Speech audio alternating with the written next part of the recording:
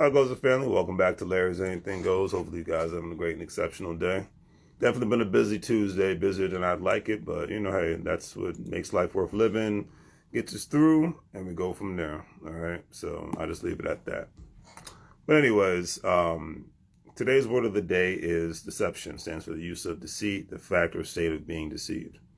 And at this point in my life, as you hear me say this, because this is my first year being 40, I turned 40 in January of 2023. I've noticed the most deceptive things in this life are the things that keep us distracted. And the things that keep us motivated and the things that empower us mentally, physically, and spiritually. Those are the things I think we should definitely pay attention to the most. And the thing that happened in Montgomery, Alabama, I've spoken about it. And I'm a fan of people defending themselves when they've been attacked. So regardless of your race, color, creed, everybody has a God-given right to defend themselves, and I'll leave it at that because I don't condone violence, but I do condone people protecting themselves. Everybody on social media now, they're making the funny jokes and the memes, and hey, I participated as well, so I'm not going to act like I haven't participated. I'm not trying to cast stones in a glass house, but I will say that, by the end of tomorrow, it's going to be an afterthought. Well, by the end of this week, it should be an afterthought. I'm sure the comedians are going to have a field day with it. I actually can't wait to watch 5150 and Marcus, get their perspective on this because it's going to be interesting and entertaining.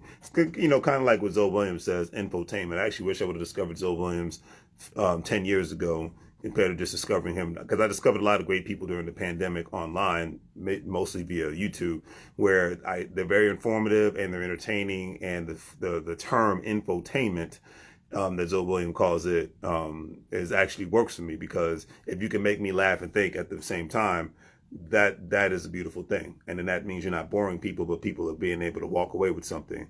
My favorite comedians are the ones who can make me laugh and think all at the same time. Rest his soul, he just had a birthday yesterday, I believe. Paul Mooney, one of the greatest comedians to ever do it.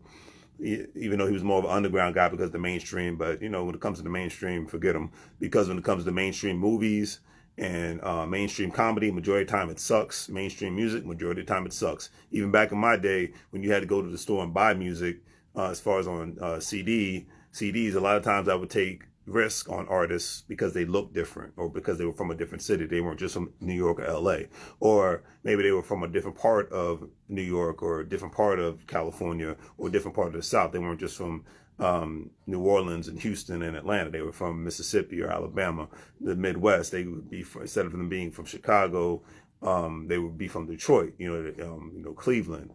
I would like Tech Nine is one of my favorite artists. Tech Nine and Cannabis are my favorite artists / lyricists. All right, and there's a bunch of other people after that. But Tech Nine was from Kansas City, Kansas, and Kansas City, Missouri. Because it's a city that's on both sides of the state, on the state borderline. But he was a guy I heard on the soundtrack known as Thicker Than Water. It was a Mac 10 and Fat Joe movie. And I first heard his music on that soundtrack, and then I heard his music on the Wake Up show that they used to have back in LA with I forgot the DJ's name, but anyways, long story short, one day I saw his CD in the store, and he was on the cover of a page like this with the long red hair, looking like a black rock star. But when I heard his music, I was like, oh, I remember this guy. And then I just kept buying his albums from there, and I was listening to his stuff because I wasn't paying attention. Most of the commercial music at that time, and this is around 2002, 2005 time frame, most of the music that they were playing on the radio, or that was quote unquote considered commercialized, I thought it was garbage. So I just wanted to listen to the underground stuff.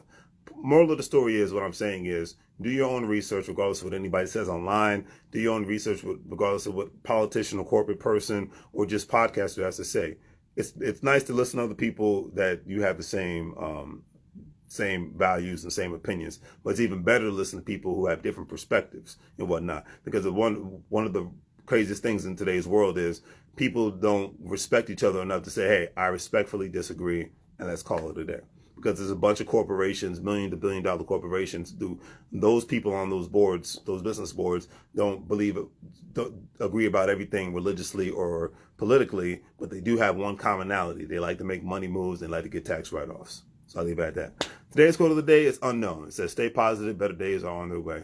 And I like, the main reason why I do these word of the days, which barely get any traction, anything of that nature, because I want to put positive energy out into the atmosphere, because there's already enough negativity out there. So then, do the great thing for things like share and subscribe. Have a great day. And as I always say, make money move so you can live, bro, like a fool. Take care.